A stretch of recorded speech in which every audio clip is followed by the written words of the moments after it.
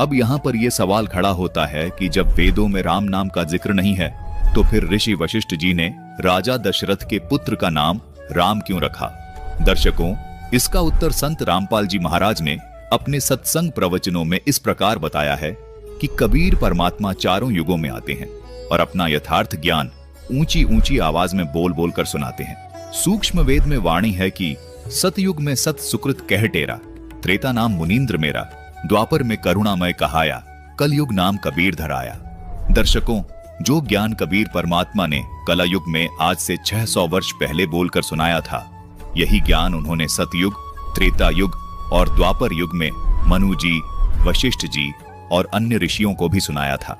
भाषा चाहे संस्कृत हो या स्थानीय, लेकिन वाणियां यही होती थी।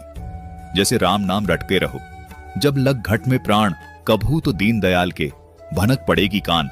कबीर परमात्मा सत सुकृत रूप में, मुनीन्द्र रूप में, करुणामय रूप में सभी को ये बताते थे कि वास्तव में आदि राम कबीर साहेब जी हैं, जिनको वेदों में कबीर देव कहा गया है।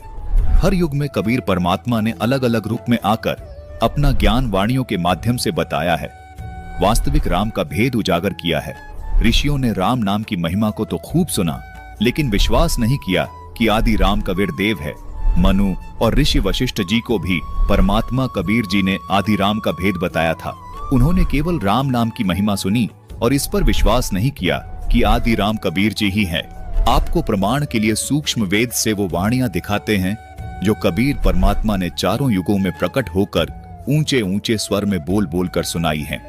राग बिलावल अध्याय शब्द नंबर 21। अभिगत राम कबीर है।